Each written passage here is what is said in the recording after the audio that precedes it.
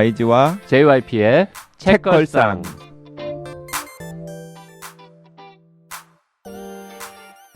책에 관한 걸쭉하고 상큼한 이야기 YG와 JYP의 책걸상이 찾아왔습니다. YG 강량구입니다. JYP 박재영입니다. 박평 박혜진입니다. 자, 오늘도 즐겁게 녹음을 하려고 하는데요. 셋 다 공통점이 오늘 보입니다. 싹둑싹둑 다들. 최근에 다 네. 미장원 갔다 왔군요. 네, 그렇습니다. 나 근데 박평 머리 스타일 되게 잘 어울리시는 것 아 같아요. 그래요? 저 오랜만에 머리 산뜻해 잘랐어요. 보여요. 2015년도에 아주 짧게 쇼커트를 한 이후로 한 5년 동안 계속 기르다가 잘랐어요. 뭐 좋아 그동안에 보입니다. 정리정돈이 안 돼 보였다는 건 아니에요. 뭐 그 말도 포함이 됐겠죠. 근데 저도 깜짝 놀랐어요. 되게 YG가 오늘 뭐랄까 신수가 훤하다고 하잖아요.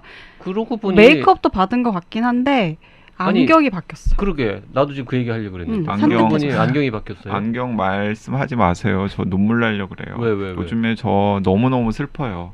왜 안경 망가져서 새로 산 거예요? 아니 노안이 왔어요. 알레. 다들 안경이 바뀌었다고 저한테 물어보시는데 제가 그 최근에 안과랑 안경점을 계속 왔다 갔다 했거든요. 왜 왔다 갔다 했냐면 노안이 갑자기 와가지고 가까운 곳이 안 보이는 거예요. 근데 그게 갑자기 와요? 갑자기 옵니다. 진짜 갑자기 와요. 진짜 어느 순간에 딱 그 휴대전화를 약간 멀리하거나 혹은 책을 멀리해야 또렷하게 보이는 거예요. 그래서 처음에는 인정하지 않으려고 그랬어요. 부정하죠. 그래서 안과도 가고 뭐 안경점도 가고 그랬더니 그냥 대답은 다 똑같다고. 네, 왜냐하면 노안이 왔다. 초기다. 아직 돋보기를 쓰거나 혹은 다초점을 할 때는 아니지만 지금 쓰고 있는 안경은 네가 선택을 해야 된다. 세상을 흐릿하게 보고 가까운 곳을 밝게 볼 것인가, 아니면 세상을 계속 밝게 보되 가까운 곳으로 볼 때는 불편을 감수하던가. 너무 둘 다 슬픈 일이잖아요. 이렇게 슬프자고 꺼낸 얘기는 아닌데 그렇게. 슬퍼졌네요. 근데 네. 왜 다초점 안 해요? 그러니까 아직 할- 다초점을 할 때는 아니래요. 근데 그걸 왜냐하면 빨리 시력이 하는 계속 변하니까 아직 다초점을 할 때는 아닌데 2, 3년이 지나면 급격하게 노안이 더 심해질 거다. 아닙니다. 2, 3년까지 안 걸립니다. 제가 먼저 경험한 사람으로서 네, 곧 다초점 하게 됩니다. 다초점 해야 되는 거예요, 그럼? 그렇습니다. 그래서 진짜 너무 슬프더라고요. 처음에는 그 안과나 혹은 안경점에서 제안한 대로 가까운 곳, 뭐 책이라던가 휴대전화를 볼 일이 많잖아요. 가까운 곳을 밝게 보기 위해서 도수를 낮췄어요. 제가 시력이 좀 많이 안 좋거든요. 그랬더니 세상이 너무 뿌옇게 보이는 거예요. 그 세상이 어둡고 흐릿하고 뿌옇게 보이니까 나의 기분이나 정신 상태 모든 것이 다 영향을 받을 것 같아요. 영향을 받아요, 당연히. 그래서 이건 아니다 싶어가지고 다시 가서 그 근시 교정을 제대로 해달라고 또 했어요. 그랬더니 이제 가까운 곳이 안 보이는 거예요. 진짜 더 심하게. 그래가지고 결국에는 또 독서 안경도 새로 맞추고. 그게 등등등. 다초점 할 시점인데 그러니까. 이해가 안 가네. 안경점에서 그 렌즈 하나 더 팔려고 일부러 그런 거 아닐까요? 이미 이렇게 이제 하나 팔고 나면 좀 있다가 이거 안 되겠어요 하고 다초점으로 해주세요라고 올 거를 알고. 그러니까 안과에서는 근데 안과에서 아직까지 다초점까지는 할 건 아니다라 그래서.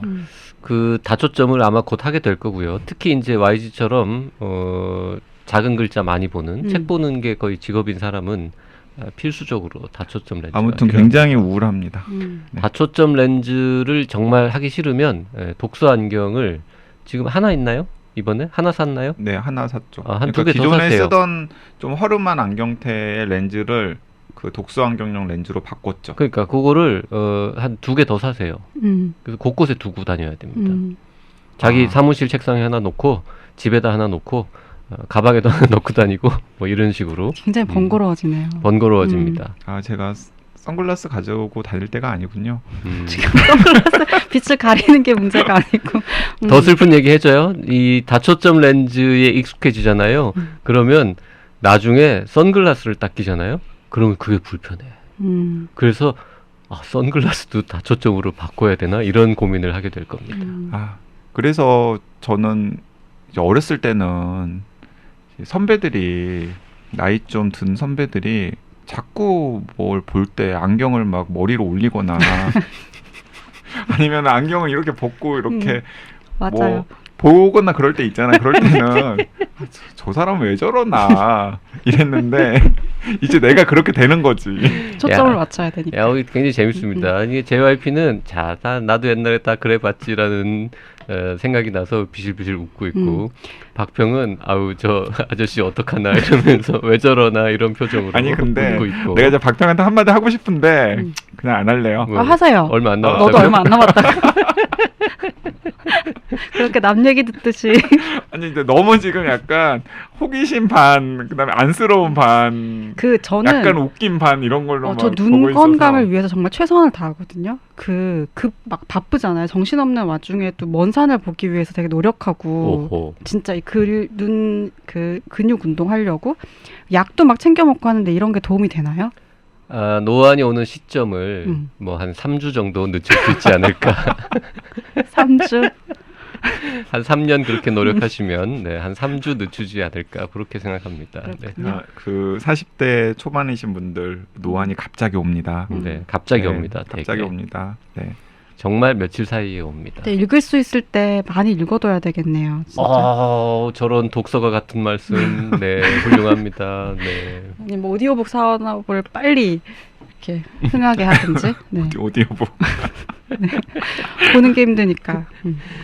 네, 댓글 좀 읽어볼까요? 자, 우리가 쓴 것 편 들으시고 마라 땡땡땡땡님, 저도 방송 듣고 구매했습니다. 단편인데도 계속 읽고 싶고 다시 읽고 싶고 생각을 많이 하게 하는 책이었습니다. 좋은 책 소개해 주셔서 감사합니다. 친구들에게도 선물할 거예요. 네, 좋은가봄님께서도 우리가 쓴 것 편 들으시고 독서전 방송과 독서 후 방송은 이렇게 다르구나를 한 번 더 느낀 방송이었습니다. 책 읽기 전에는 이런 내용이구나, 아 읽고 싶어하고 유혹되는데 읽고 난 후 방송은 다 얘기하네, 다 얘기해. 나도 알고 너님도 알아서 확실히 대화에 동참하고 있는 듯 또 다른 재미가 있어요. 10대 딸과 60대 엄마 사이에 있는 40대의 저는 지나온 날들과 앞으로 올 날들, 지금의 날들을 새롭게 보게 하는 독서 경험이었습니다.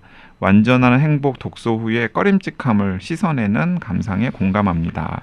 저희가 좀 전에 나눈 이야기하고 절묘하게 연결이 되네요. 네, 지나온 날들, 네, 노안, 저는 지나온 날들, 네, YG는 지금의 날들, 박평은 앞으로 올 날들이죠. 네. 그러니까 그 안경 도수를 낮추고 세상을 봤을 때 그 흐릿한 세상을 보니까 나 어떤 마음이 들었냐면 나는 이제 앞으로 쨍한 세상을 못 보겠구나. 근데 안경 얘기 한마디만 더 하면 정말 안경은 인류의 최대 발명품 중에 하나가 아닐까 그런 생각을 합니다. 과거에도 노안이 분명히 있었을 것이고 근시, 원시, 난시 다 있었단 말이죠. 근데 안경이 없던 시절에는 얼마나 불편하게 그리고 흐릿하게 다 얼마나 다 다르게 봤다는 거예요. 다르게 봤겠죠. 그리고 이제 JYP도 옛날 사람이지만 저희 아버님은 더 옛날 사람 아니겠습니까? 그래서 저희 아버님께서는 어릴 때 한 10대 중반 그 정도가 됐을 때 처음 이제 안경이라는 문물을 접하고 써봤는데 그때 깨달았다는 거예요. 원래 다른 사람들한테는 세상이 이렇게 보이는 거였구나. 그동안은 쭉 흐리게 보고 원래 남들도 다 이렇게 보이는 줄 알고 살고 있었는데. 에이구, 그래서 이제 쨍한 거 많이 볼 수 있을 때 많이 받으려고요. 그래서 아침마다 이렇게 한 번씩 돌아봐요. 집을 나설 때마다. 그래 뭐 그런 얘기 많죠. 네, 다닐 수 있을 때 많이 놀러 다녀라. 뭐 다리 떨리기 전에 가슴이 떨릴 때 다녀야지. 다리 떨리면 못 다닌다 이런. 늘 푸르릉님. 더 심지어는 늘 푸르릉이야. 박평님 말씀대로 우리가 쓴 것을 읽고는 제 옛날 추억들을 떠올리게 되더라고요. 오래되고 잊혀졌던 나의 어린 시절을요. 그때 난 어땠지? 우리 엄마는 어땠을까? 하면서요. 그리고 오로라의 밤을 읽고선 저도 오로라가 진짜 보고 싶어졌어요. 언제쯤 갈 수 있으려나 모르겠지만요. 가슴 따뜻해지는 좋은 책 소개해 주셔서 감사합니다. 네, 이제 그 전에 늘푸르름님께서 보통 단편집은 이야기가 갑자기 끝나버리거나 뒤에 뭔가 더 있을 것 같은 아쉬움 때문에 별로 안 좋아했는데 우리가 쓴 것은 조남준님 소설집인데다가 박평님이 편집했다는 걸 알고는 망설임 없이 선택했습니다. 단편 하나하나 정말 다 재미있었어요. 특히 현남 오빠에게는 마지막에 정말 빵 터졌어요. 어찌나 속 시원하던지요. 딸, 엄마, 할머니 전 세대를 아울러 따뜻함과 인간애를 느낄 수 있었던 소설집이라고 생각합니다. 또 한 번 읽고 싶어지네요. 네, 현남 오빠에게 마지막 정말 훌륭하죠. 네, 커피 조아님. 그라데이션. 매화나무 아래와 오로라의 밤은 꼭 읽어보고 싶습니다. 부모님의 나이로만 생각했던 나이대에 이미 접어들었고 거울 속의 내 모습도 내가 다 커서 봤던 부모님의 모습과 비슷해지는 걸 느끼면서 하루하루 나이 들어가며 맞닥뜨리게 될 현실을 생각해보게 됩니다. 네. 그 생각해 보니까 매화나무 아래 같은 경우도 시작하자마자 선반위에 놓여져 있던 각종 약들을 언급하면서 이야기가 전개가 되잖아요. 오늘 저희의 시작과 크게 다르지 않은 것 같네요. 그러게요. 네, 그 거울 속의 내 모습, 내가 다 커서 봤던 부모님의 모습, 이거 다들 느끼실 텐데 가끔 그런 생각해보지 않습니까? YG는 지금 내 나이가 내가 몇 살 때 봤던 우리 아빠, 우리 엄마의 모습일까, 그때 나이일까 짐작을 해보면, 생각을 해보면 깜짝 놀랄 때가 있습니다. 네, 맞아요. 그래서 저는 제 나이 때보다 더 어렸을 때 이제 우리 아버지께서 지금 제가 생각하면 약간 방황을 하셨던 것 같아요. 그러니까 본인의 하고 싶은 욕망이나 아니면 기대와 그 현실 사이에 항상 간격이 있잖아요. 근데 그 간격 때문에 고뇌하시고 방황하시고 번민하셨던 것 같고, 그런 것들이 당시에 이 가정 분위기에 약간 영향을 줬었던 기억이 나거든요. 그게 어느 순간에 아버지께서 그러셨었겠구나 하면서 이해가 되더라고요. 채땡땡땡땡님, 현남 오빠의 발끈하시는 YG님의 리액션의 책이 너무 궁금해집니다. YG님의 벼루고를 별이고로 단호하게 수정해 주시는 JYP님, 완전 꼼꼼 대마왕. 방송 너무 재미있었고 수요일까지 어떻게 기다리나 싶네요. 네. 네, 그 술로 망했어요 편 우리 이야기하다가 데이빗 호크니 그리고 에드워드 호퍼 이야기 잠깐 했었잖아요. 네. 근데 제가 이야기를 잘못한 것 같아요. 데이빗 호크니는 영국 화가고 에드워드 호퍼가 미국 화가고, 그 방송에서 제가 이야기했던 그 바에 앉아 있는 남성의 뒷모습 그림을 그린 화가는 에드워드 호퍼. 네. 네, 현장에서 정정이 안 됐었던 건데 또린 누나께서 지적을 해주셨습니다. 감사합니다. 데이빗 호크니는 영국 사람이지만 미국에서 오랫동안 살면서 주로 그 캘리포니아 풍경 같은 거 많이 그려가지고 미국 화가라고 생각하는 분들도 많죠. 저도 아마 그때 별 느낌 이상한 거 못 느끼고 넘어갔던 모양이니까. 서로 다들 정정을 안 하셨던 것 같아요. 수지 땡땡땡땡님은 기후변화 시대의 사랑을 읽었습니다. 재미있습니다.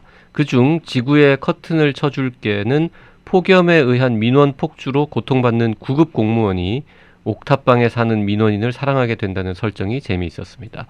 기후변화와 사랑을 어떻게 연관지어 풀어냈을까 궁금했는데 SF까지 섭렵하는 작가의 역량에 놀랐습니다. 폭염에 건강관리 잘 하시면서 여름 잘 나시길 바랍니다. 네. 자, 우리가 기후변화 시대의 사랑을 박평이 이 책 나오기 전부터 얘기를 했는데 심지어 우리가 얘기 안 했냐고 왜 막 구박했다가 인상적으로 얘기하지 못했던 게죠. 네. 서로 막 얘기 안 했어 미안해 뭐 이런 해프닝도 있었습니다만 오늘 본격적으로 기후변화 시대의 사랑을 함께 읽어보려고 합니다. 네, 그 일이 있은 후에 다들 기후변화 시대의 사랑을 읽었어요. 읽고서 JYP, 저 그리고 박평 모두 다 이거 책걸상 애청자분들에게 소개할 만하다라고 의기투합해서 오늘 같이 읽고 이야기를 나누기로 했습니다. 네, 자, 결론부터 이야기하자면 저는 재밌게 읽었습니다. 저도 상당히 재밌게 읽었습니다.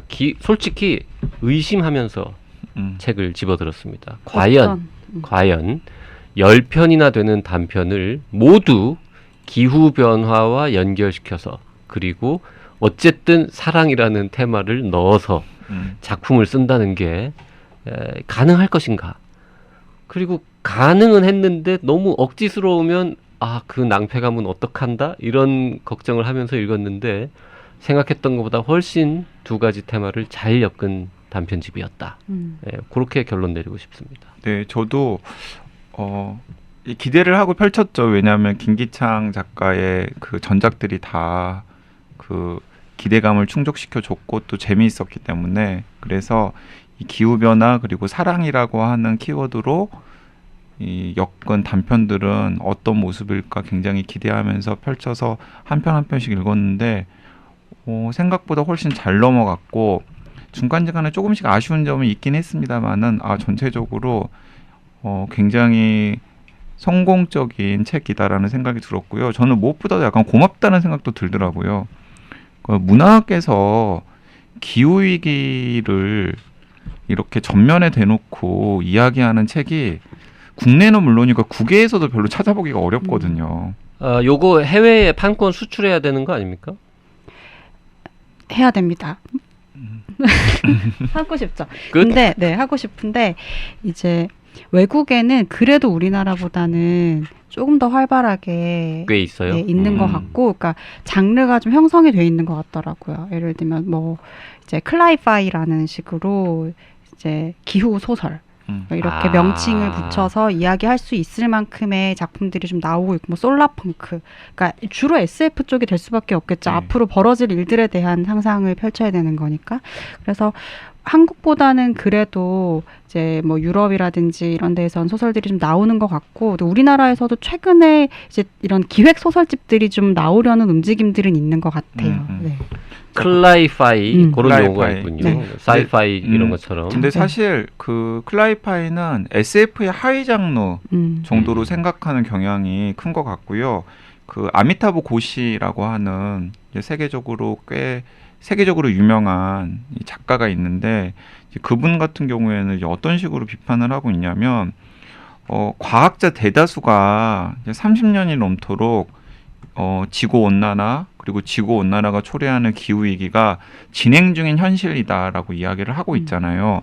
그런데 진행 중인 현실인데 정작 문학에서는 이 기후 위기를 현실에서 있을 법하지 않은 일로 간주를 해서 무엇이라고 이제 꼬집고 있냐면, 문학 창작 영역에서 기후 위기는 마치 외계인이나 행성 간 여행 비슷한 어떤 것으로 여겨지고, 기후 위기를 다룬 소설을 작가가 창작을 할 때도 그리고 독자들이 소비를 할 때도 SF 장르 혹은 판타지 장르로 소비를 하는 경향이 있다라는 거예요. 자기는 그 이유를 진짜 모르겠다.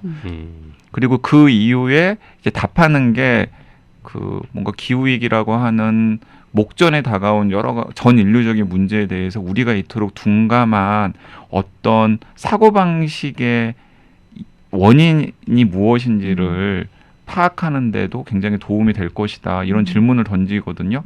어떤 책에서 그런 질문을 던지냐면, 그 대혼란의 시대라고 하는 책이 상반기에 번역이 되어가지고 국내에 나와서 저는 기후위기에 관심이 있으니까 읽어봤는데, 거기서 그 아미타브 고시라고 하는 작가가 그런 질문을 던지더라고요. 근데 그 김기창 작가의 기후변화 시대의 사랑은 딱 그 아미타브 고시의 문제제기에 답하는 국내 작가의 첫 책이어가지고 저는 그런 점에서도 굉장히 고맙기도 하고 의미가 있다는 생각도 들었고, 한편으로는 박평이 대단하다는 생각도 들었어요. 아니, 이런 책을 기획을 해서 펴내다니. 네. 아니 뭐 박평이 김기창 작가한테 연락해가지고 당신 기후변화를 주제로 단편 10개만 써봐 이렇게 해가지고 나온 책은 아닐 거 아니에요. 네. 물론 아니겠지만. 그렇게 얘기하실 거라고 생각했습니다. 물론 아니겠지만 그거 그런 식으로 좀 이렇게 좀 곱게 좀 이렇게 포장해서 해석해주면 안 돼요? 아니죠. 이제 물론 김기창 작가가 자기가 이렇게 아이디어를 내가지고 작품을 썼겠지만 이런 원고를 받고 이게 뭐 되겠냐 이러면서 이제 버리지 않고 이건 훌륭한 책이다라고 이렇게 열심히 만들어서 표지도 신경 정말 많이 쓴 것 같고. 표지 신경 많이 썼어요. 네. 그리고 이런 책이 좀 나오면 좋겠다는 생각이 들었고, 그 이제 외국에 나왔던 작품들에 대한 영향도 받은 것 같아요. 예를 들면 뭐 곰과 함께라든지 이런 것 책들이 보면 엔솔로지인데 한국에서 뭐 대단한 반향을 불러일으키지는 못했지만 그 유명한 작가들, 예를 들면 마거릿 애트우드라든지 그러니까 이름을 대면은 알만한 활발하게 활동하고 있는 작가들이 기후변화라는 테마를 가지고 소설을 써서 묶은 책들을 번역을 해서 낸 적이 있어요. 네. 근데 이게 이제 몇 년 전인데 그런 것들을 봤을 때 이게 문학적인 방식, 그러니까 내러티브를 동원해서 기후변화 혹은 환경의 문제를 이야기한다는 게 되게 중요하구나라는 이제 무의식의 이제 메시지들이 쌓여가고 있던 와중에 김기창 작가가 이런 걸 쓰고 있다고 했을 때 일단 그런 작품들이 없잖아요. 한국에 없고 되게 중요한 포인트이고 그리고 아마 앞으로도 당분간 혹은 굉장히 오랜 시간 동안 이 이야기는 계속 될 것 같아요. 그럴 때에 지금 당장 이 소설이 뭐 몇 부가 판매되고 몇 위에 오르고가 중요한 게 아니라 그 긴 시간 동안에도 되게 중요한 지점으로 남아있을 자기 자리를 갖고 있을 작품이 아닌가라는 생각이 들더라고요. 그러니까 한 100년 후가 되면 여전히 인류 문명이 지속한다면 그 기후위기라는 게 지금보다 훨씬 더 중요한 진짜 생존과 관련된 이슈가 될 테고 그러면 과거사를 기후위기라는 키워드로 다시 해석해 보려고 하는 여러 가지 시도들이 있을 텐데 그때 한국 문학에서 기후위기라고 하는 목전에 닥친 문제를 진짜 정면으로 직시한 첫 책은 김기창 작가의 기후변화 시대의 사랑이다라고 기록이 될 것 같다는 생각도 저는 했어요. 네. 동의합니다. 네. 그 대혼란의 시대는 YG가 지난번에도 언젠가 한번 얘기를 했었는데 네, 요즘 읽고 있는 책으로 네. 언급했고 제가 그 책이 너무 좋아가지고 박평한테도 한 권 사서 보내줬어요. 그러니까요. 제가 그 책 받고 읽고 제가 또 그 스폰지처럼 흡수를 하지 않습니까? 네. 그래서 그 연재를 하나 시작한 게 있어요. 근데 그 연재가 이제 기후변화, 기후 위기라는 것을 이제 문학 작품 안에서 그와 관련된 이야기가 어떤 내러티브를 통해서 이야기가 되는지 비평집인 건데 이제 그걸 테마로 연재를 해 나가고 있어요. 어디다가요? 바람과 물. 바람과 물이라고 하는 잡지, 생태 잡지예요. 생태 잡지. 기후위기 문제를 좀 정면으로 다루는 생태 잡지가 최근에 창간을 했어요. 거기에 이제 저도 창간 때 그 인권학자 조효재 선생님 인터뷰 어로 참여를 했었는데 보니까 박형도 거기에 연재를 하시더라고요. 그 책 도움 굉장히 많이 됐죠. 그 책 읽고 저한테 그렇게 얘기하셨잖아요. 선점하라고. 선점하라고. 저를 이렇게 세우셨어요. 기후위기 관련 평론을 선점해라. 네. 그래서 선점하기 위해서 이제 둥지를 틀었습니다. 그 대혼란의 시대는 저도 읽어보고 싶긴 했는데 그 책도 두껍고 뭐 그 소개 자료 보니까 되게 막 어렵고 되게 책 별로 안 우아하고 두꺼워요. 수준 높을 것 같던데. 재밌게 읽혀요. 네, 재밌게 그래요? 읽혀요. 네. 그리고 몰랐던 사실도 되게 많이 알 수 있어요. 네. 알겠습니다. 어쨌든 기후변화 시대의 사랑이라는 소설집은 아까 YG가 말한 대로 분명히 오랜 시간이 흐른 후에 어딘가에 나무위키 같은데 꼭 기록될 거라고 생각을 하는데 아까 YG가 얘기하던 중에 이제 100년 후에도 인류 문명이 뭐 지속된다면 이런 표현을 썼는데 그 이야기를 제가 한 10년 전에만 들었어도 뭐 설마 100년 후에야 지속되겠지 1000년도 아니고 10,000년도 아니고 이렇게 그냥 웃어넘겼을 것 같은데 최근에 벌어지는 뭐 이상기후 막 요즘도 터키 뭐 미국 그리스 뭐 온 동네 불나고 무슨 50도까지 올라갔다 그러고 인도네시아 같은데 뭐 도시가 다 물에 잠긴다 그러고 이걸 쭉 보면서 생각보다 진짜 큰 재앙 큰 위기가 빨리 올 수도 있겠구나 이런 걱정을 하게 되더라고요. 그러니까 뭔가 막 지구가 몸부림을 치고 있는 듯한 느낌? 그렇잖아요. 어렸을 때 열나면 아이들이 1도 그러니까 사실 정상 체온은 뭐 36도에서 37도 사이인데 열나가지고 뭐 38도, 39도가 되면 아이들이 열경기 일으키면서 막 여러 가지 반응들을 보이잖아요. 이제 그런 상황이 아닐까라는 생각도 들어요. 사람이 체온이 2도, 3도만 올라도 정말 크게 아픈 거고 4도, 5도 오르면 죽는단 죽는 말이에요. 거죠. 네. 근데 지금 지구의 온도는 산업화 이전 그러니까 19세기 후반과 비교했을 때 100년 동안 1.5도 1도가 올랐고 1도? 이제 0.5도 이상 오르면 심각한 문제가 생길 가능성이 크기 때문에 그 0.5도 안에서 한번 잡아보자라는 게 지금 과학자들이 제시하는 목표잖아요. 그런데 대다수 과학자들은 비관해요. 지금 상황으로서는 21세기 안에 0.5도 안에 못 가둬두고 그러니까 19세기 후반과 비교하면 1.5도 이상 오를 거고 심한 경우에는 2도 가까이 오를 수도 있다라고 이야기를 하니까 정말 우리가 지금 한가롭게 생각하는 것보다 훨씬 더 심각한 여러 가지 일들이 벌어질 가능성이 있는 거죠. 자, 표지가 정말 공 많이 들인 것 같다라는 표현을 했었는데 일단 요 그림은 도대체 어디서 나타난 겁니까? 이거는 뭐 디자이너가 여러 그림들을 찾다가 이제 콜라주 작품이에요. 콜라주 작품을 제안을 한 거고 보면은 뭐 지구도 있고 바다도 있고 나무도 있고 여러 공간들이 좀 합쳐져 있잖아요. 그래서 아주 큰 공간들이 다 같이 그 북 디자이너가 만들어낸 그림이에요? 아니요, 있는 그림이에요. 원래 있는 네. 작품이에요. 원래 있는 그림이고 그거를 조금 변형한 거죠. 제목을 넣고 이제 이 전체 프레임 안에서 있는 작품을 쓴 거고, 약간 그 메시지를 전달하는 은유적인 방식이 될 수도 있겠다고 생각했어요. 왜냐하면 서핑이라는 것도 그 어떤 유희 혹은 뭐 이제 스포츠로 보자면 되게 재미있는 이제 스포츠이지만 환경의 관점에서 보자면 또 다른 이야기들을 할 수 있잖아요. 그러니까 파도를 탄다는 것이 서핑을 할 수 있는 굉장히 좋은 조건이지만 파도가 계속 높게 일고 뭐 이런 건 환경의 관점으로 다른 이야기들을 할 수 있고,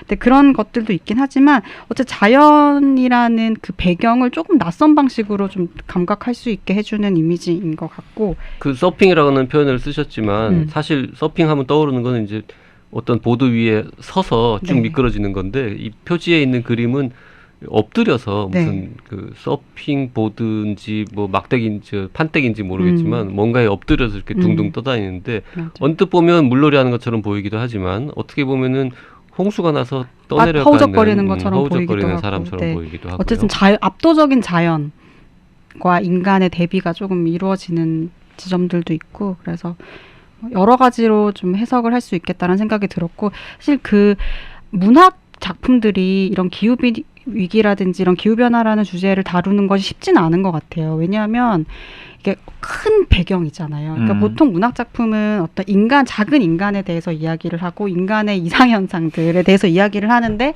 큰 배경을 그리고 그 배경을 기후위기라는 문제를 다루는 목표는 또 선명하잖아요. 그 문제를 다룸으로써 하고 싶은 이야기는 비교적 도착지가 명확하기 때문에 명확한 대상과 명확한 주제의식을 가지고 소설가들을 이야기하게 만들지 못하는 지점들도 있는 것 같고, 한편으로는 그 소설가 자체도 그냥 어찌하지 못한 작은 인간이어서 이 큰 자연에 대한 문제를 어떤 방식으로 나만의 목소리로 이야기를 할 수 있을까, 이런 한계들을 많이 느끼는 것 같기도 한데 이 작품은 이제 표지에서도 그런 걸 좀 많이 드러내려고 했지만 되게 낯선 감각들이 좀 있어요. 그러니까 더위가 계속돼서 폭염이 아주 심할 때 그러니까 날씨에 대해서 우리가 어떻게 좀 느낄 수 있는지, 그리고 그런 날씨들을 어떻게 표현할 수 있고, 그때 냄새, 사람들의 불쾌 지수 이런 것들이 어떤 풍경을 통해서 묘사될 수 있을지, 이런 게 좀 드러나는 것 같고, 날씨에 대한 표현들도 좀 많이 있고 그러거든요. 그래서 좀 그런 층위들을 좀 볼 수 있는 책인 것 같기도 해요. 그래서 저도 되게 높이 평가하는 게 무엇이냐면, 제가 생각해도 저는 작가는 아니지만 기후위기와 관련된 여러 가지 구체적인 장면들을 하나의 스토리텔링으로 짜기가 굉장히 어렵겠다라는 생각이 들었거든요. 뭐 어떻게 접근하면은 굉장히 추상적인 이야기가 될 가능성이 크잖아요. 그런데 그 김기창 작가는 이 책에서 그걸 시도해 보려고 노력한 것 같아요. 그런 기후위기라고 하는 인류 앞에 닥친 큰 문제가 이제 구체적인 개인들에게서 개인들의 삶에 어떤 영향을 줄 수 있는지, 그리고 또 그런 영향 하에 사람들이 어떻게 반응하는지를 작가적 상상력을 동원해서 펼쳐 보이고 펼쳐 보이려고 노력을 했고 그게 어느 정도는 성공하지 않았나 하는 생각이 들었습니다. 자, 10편의 소설 중에는 기후변화 시대의 사랑이라는 제목을 가진 작품은 없어요. 책 제목만 이렇고. 약간 배신감 느꼈잖아요.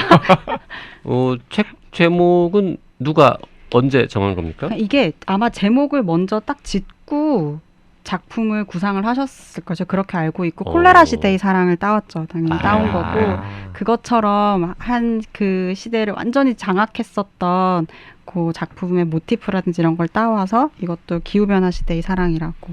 그 어디에 연재를 하거나 여러 매체에 이렇게 하나씩 싣고 이런 게 아니라 그냥 아예 10편을 다 써서 다 쓰신 거고 그 중에 한두 개 정도는 발표를 한 적도 있지만 아예 이 컨셉을 잡고 테마 소설을 구상하겠다고 해서 만들어진 책인 거죠. 자, 이제 그렇게 했다고 하시니까 더 아쉬운 대목이 저는 있어요.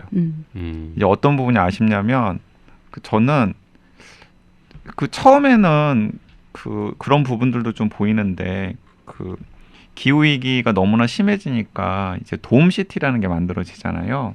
그래서 큰 도움 안에 선택받은 사람들은 이제 모여 살고 그리고 선택받지 못한 사람들이나 추방당하는 사람들은 그 도움 밖에서 그 날것의 기후 위기를 그냥 온몸으로 맞으면서 이제 살아가는 설정이 맨 처음에 등장하잖아요. 그래서 저는 이게 단편인가? 여기서 끝나나 이 세계관이 아니면 계속되나 생각했는데 그게 한 편에서 끝나는 게 아니라 이제 뒤편으로 계속해서 연결이 되더라고요. 그래서 어떤 기대를 했었냐면 끝까지 그리고 심지어는 점점점 약간 이제 먼 미래에서 지금의 현실로 오면서 그런데 그 사람들 사이 약간의 고리 같은 게 있으면서 예를 들어서 그 현실의 뭐 커플의 뭐 자식이 뭐 뒤에 돔시티의 주인공이 된다든지 정세랑의 50 people처럼 연결되면서 그래서 그 돔시티를 둘러싼 여러 가지 사정들이 앞부분의 몇 편에서 마치 연작 단편처럼 서로 연결이 되는 것처럼 점점점 시간이 현실로 오면서 맞아요. 막 그렇게 유기적으로 연결될 수 있지 않았을까 하는 생각이 들었는데 거기까지는 안 되더라고요. 아니더라고요. 네. 저도 그 생각을 했었는데 한 3편? 그 정도가 조금 연결이 되고 나머지 7편 정도는 다 독립적으로 그냥 구성된 소설이죠. 저도 그 얘기를 마지막에 한번 드렸었어요. 그러니까 앞에 이 3편이 돔시티 세계관이 너무 잘 그려져 있잖아요. 그리고 이렇게 단편 3작품으로 끝나기에는 굉장히 정교해요. 그리고 되게 매력적이에요. 그러니까 완벽한 어떤 그 기후 안전 도시라고 칭할 수 있을 정도로 정화 장치라든지 온도 조절 장치라든지 이런 것들이 완벽하게 설계가 돼 있고 이제 하지만 그 안에서 계급이 존재하고 그리고 각각의 기후 도시들마다를 지배하는 규칙이 다 달라서 이제 여기에 속해 있으면 이 규칙을 따라야 되고 저 도시에 있으면 또 저기 그리고 그 사이를 흘러다니는 기후 난민들처럼 그러니까 이렇게 하나의 공간이 만들어지고 공간을 지배하는 원칙들이 만들어지고 그리고 그 계급적으로 이걸 다루고 있는 지점들이 되게 매력적이어서 나머지 이야기들이 다 이 속으로 들어오면 예를 들어 이 안에 공무원 이야기도 이 안으로 들어오고 맞아요. 소년의 이야기 뭐 이렇게 다 계속 접어대는 이야기 뭐 이런 것들이 다 안으로 들어오면은 이게 진짜 하나의 그 월드를 구성할 수 있겠다라는 생각이 들었는데 그래서 저는 그게 그 꼭 시간적 배경이 똑같지 않아도 되었다고 생각해요. 예를 들어서 그런 돔시티라는 게 논의가 되는 시간대도 있을 수 있을 테고 그리고 그런 돔시티가 필요한 상황까지 방심하고 있다가 이제 맞게 되는 그런 것도 있을 테고 그다음에 이제 지금처럼 좀 소수의 사람들 외에는 별로 기후위기에 대해서 걱정하지 않는 기후 침묵의 시대를 살아가는 사람들도 있을 텐데 이제 그런 부분들을 약간의 그런 장치라던가 연결고리만 있었으면 나중에 그 전체 책의 완성도가 훨씬 더 높아지지 않았을까 하는 생각이 들긴 했어요. YG는 지금 시간적인 배경을 조금 확장했으면 어땠을까라는 얘기를 했는데 저는 반대로 공간적인 배경을 확장했으면 어떨까. 그렇게 될 것이다. 되지 않을까라는 생각을 하면서 읽었어요. 왜냐하면 앞에 3편에 등장하는 돔시티라는 게 사실 국적 불명이잖아요. 이게 정확하게 어디에 있는 도시인지 등장인물들의 이름들도 다양하고 떠오르기로는 이게 어디 맨하탄 같은 데 있는 건가 보다 이런 느낌으로 이제 읽긴 했는데 전 쭉 넘어가면은 이제 가령 뭐 한국 혹은 훨씬 더 저개발 국가 뭐 그런 데는 돈이 없어서 돔시티를 아예 건설 못할지도 모르겠지만 하여튼 그런 식으로 다른 공간으로 좀 옮겨가서 뭐 이름이 조금 다른 또 다른 어떤 공간 이런 게 등장하지 않을까 이런 생각을 했는데 그런 일도 일어나지는 않더라고요. 그렇죠. 그렇게 근데 이 모든 공간적으로 것들을 상상할 수 있는 일이 벌어져요. 그 어쨌든 그래서 네. 그 아까 얘기하다가 YG가 말을 끊었는데 그런 거를 좀 어떠냐 뭐 제안 내지는 기대를 했는데 그 다음에 작가가 뭐라 그랬어요? 근데 뭐 그거를 다시 설계를 다시 할 수 있을 정도의 상황은 아니었고, 그러니까 저도 근데 그 생각을 어느 시점에 한 거냐면 이제 어느 정도 작업이 진행되고 있을 때, 그러니까 제가 그때 기후 변화 스터디를 하고 있었어요. 그게 이제 그 관련된 책만 읽는 북클럽인데 거기에서 이제 이런 책을 제가 만들고 있으니까 이게 어느 정도 완성이 됐을 때 모니터링처럼 이 PDF를 먼저 보낸 거예요. 그래서 아니 설마 이 책을 좀 더 잘 만들기 위해서 미리 사전 정지 작업으로 기후변화 스터디도 하고 그 사람들하고 네트워크도 짜고 뭐 이랬던 겁니까 설마? 그 인과관계를 반드시 그렇게 설명할 수는 없지만, 그러니까 사실 제가 거기 들어갈 이유라는 게 이 책 말고는 없잖아요. 그러니까 근데 이제 기회가 됐는데 이런 책도 만들고 있고 하니까 들어갔죠. 들어가서 그렇게까지 주도 면밀한 사람인 줄 몰랐네요. 아니 그래서 우리가 날씨다 같은 책도 읽고 그랬던 거 맞아요. 아니에요? 그때 그런 거 읽고 했던 그때 게 뜬금없이 그런 책을 읽더라고. 뜬금없이 갑자기 아니 평소에 그런 얘기도 하지 않다가 세상에 그 허다한 문학 편집자들이 네. 이렇게 뭐 작품 책 하나 만들려 그러면은 관련해서 공부하고 스터디하고 뭐 이러는 건 아닐 거 아닙니까? 제가 숱한 편집자들 중에서 조금 더 크게 눈에 띄는 A급이다. 편집자가 되기 위해서 노력하고 그러니까 있는 거죠. 아 눈에 띄는 편집자 A요라고 말하는 줄 알고 약간 긴장했는데 가 되기 위해서 노력을 하는 거죠. 심지어 겸손하기까지. 네. 근데 그러니까 그걸 제가 좀 이렇게 달리 해석해 보면 좀 유별나죠. 근데 유별나지 않을 거면 왜 살아요? 근데 자기 일을 열심히 하는 거지. 네. 근데 유별나기로 이제 따지면 YG만 하려고. 그렇죠. 이제 근데 그 안에서 읽었는데 이제 그런 의견들이 좀 있었어요. 이렇게 이 돔시티가 좀 더 확장되면 좋을 것 같다. 그 얘기를 듣고 보니 좀 반영할 수 있는 부분도 있겠다라서 얘기를 했고, 근데 그때 이제 이걸 조직을 다시 할 수 있는 상황은 아니었지만 이 독자들이 읽고 이제 그런 것들을 좀 느끼겠다라는 생각은 했었죠. 그 작가를 잘 꼬셔가지고요.